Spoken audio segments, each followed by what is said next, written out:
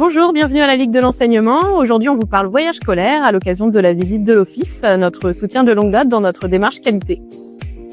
Qu'est-ce que la Ligue de l'enseignement ?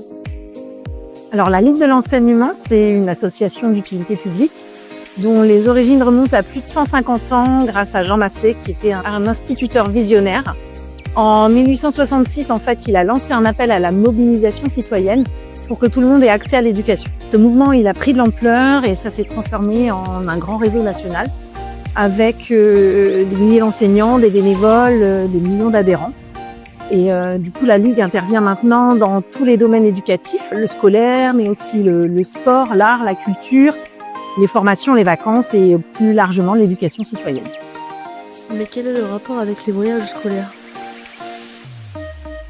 Alors justement, pour former les citoyens de demain, les voyages sont essentiels.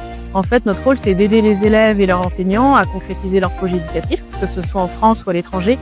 En fait, l'idée, elle est très simple, c'est qu'en dehors du cadre de la classe, les élèves vont développer leur autonomie, vivre leurs propres expériences, s'ouvrir au monde.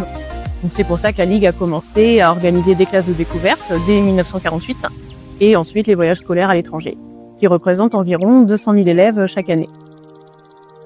Et comment se passe l'organisation d'un séjour ? Un voyage scolaire avec nous, c'est du sur-mesure. Généralement, l'enseignant a déjà une idée de la destination.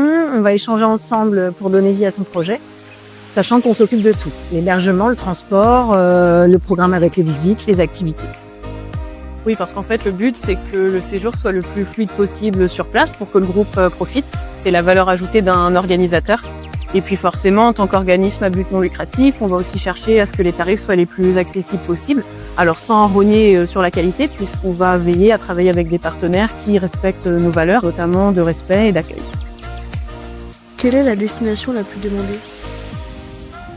Alors sans surprise, c'est toujours l'Angleterre. L'anglais, c'est la première langue vivante étudiée par les élèves et c'est une destination facile d'accès en autocar, bateau, ce qui en fait un choix pratique et plutôt économique. Oui, et puis ensuite on a l'Espagne, l'Italie, l'Allemagne. Forcément, c'est proportionnel au nombre d'élèves qui étudient ces langues. Et sur la France, ça donne quoi ? Après, la classe ville la plus demandée, c'est Paris. Notre atout, c'est qu'on a 2 hôtels en gestion qui appartiennent à la mairie de Paris, qui ont une grande capacité et une bonne qualité d'accueil pour nos groupes. On a aussi à Paris un service expert qui est dédié à la réservation des programmes. Vous-même, est-ce que vous avez déjà fait un voyage scolaire étant élève ? Tout à fait. Moi, je suis partie en Angleterre et en Espagne. Ce que j'en retiens, c'est l'ouverture d'esprit, la cohésion de groupe avec les camarades de classe et puis aussi l'aspect linguistique. Le fait de sortir sa zone de confort, c'est important. Alors moi, j'ai eu la chance de partir 2 fois en Irlande et 1 fois en Espagne. C'était ma première expérience de voyage à l'étranger et c'est une opportunité qu'on n'a pas forcément en fait dans le cercle familial.